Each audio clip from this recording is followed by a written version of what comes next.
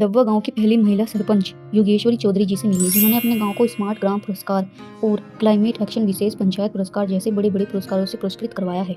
लेकिन इनकी यह जर्नी इतनी आसान नहीं थी। 2003 में 12वीं की पढ़ाई पूरी होते ही इनकी शादी कर दी गई और यह अपने पति के साथ उनके गाँव डब्बा आ गई। मगर 2017 में उनके पति का स्वर्गवास हो जाने के कारण और घर में किसी बड़े के न होने के कारण किशोर बेटे की परवरिश और पूरे परिवार के भरण पोषण की जिम्मेदारी अचानक योगेश्वरी जी के कंधों पर आ गई थी। गांव के ही स्कूल में इनको नौकरी मिल गई। बतौर शिक्षक रहते हुए योगेश्वरी जी अपने गांव की मिट्टी की उर्वरता को कम होते दे रही थी, फसलें खराब होती जा रही थी। योगेश्वरी अपने अध्ययन और निजी अनुभव से यह जानती थी कि किसी भी गांव की हालत तब तक नहीं सुधर सकती जब तक कि उसके भीतर सुधार की इच्छा शक्ति न पैदा हो। मजबूत इरादे के साथ वह 2023 में पंचायत चुनाव में उतर गई। यह एक कठिन फैसला था।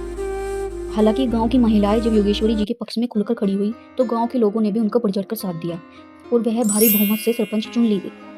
जाहिर है यह एक बड़ा दायित्व था और चूंकि डब्बा गांव नागपुर गोदिया राजमार्ग पर स्थित है, इसलिए प्रदूषण एक बड़ी समस्या बन गया था। योगेश्वरी जी ने इस समस्या का हल निकालने के लिए पौधारोपण और बांस लगवाने का काम किया। बीते 2.5 वर्षों में वह अपने गांव में 1,16,000 से अधिक पौधे लगवा चुकी है। योगेश्वरी जी ने ग्राम पंचायत फंड का इस्तेमाल कर शुरू में 80 घरों में सोलर पैनल लगवाया। जब इन घरों का बिजली बिल शून्य आने लगा तो गांव के और भी लोगों ने बढ़ चढ़कर सोलर पैनल लगवाए और इससे यह फायदा हुआ कि गांव के तमाम सरकारी भवन और घर आज सौर ऊर्जा से रोशन है। वाटर हार्वेस्टिंग से लेकर कचरा डिस्पोजल के लिए की गई पहल में महज 2.5 वर्ष में इस गांव का कायाकल्प कर दिया है। डब्बा को शून्य कार्बन उत्सर्जन के लिए केंद्र की ओर से हाल ही में 1 करोड़ रुपए का क्लाइमेट एक्शन विशेष पंचायत पुरस्कार मिला है। जब प्रधानमंत्री जी के हाथों से योगेश्वरी जी यह पुरस्कार ले रही थी तब उनके लिए बज रही तालियों में भारतीय गणतंत्र का विजय गीत साफ साफ सुनाई दे रहा था।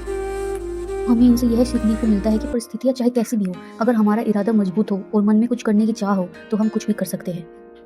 तो गाइज आप बताना कमेंट में कि आपको ये वीडियो कैसी लगी और अगर आप ऐसी वीडियोस और चाहते हैं तो प्लीज़ हमारा चैनल सब्सक्राइब करें, लाइक करें और यह वीडियो शेयर करनी ना भूलें। Thank you.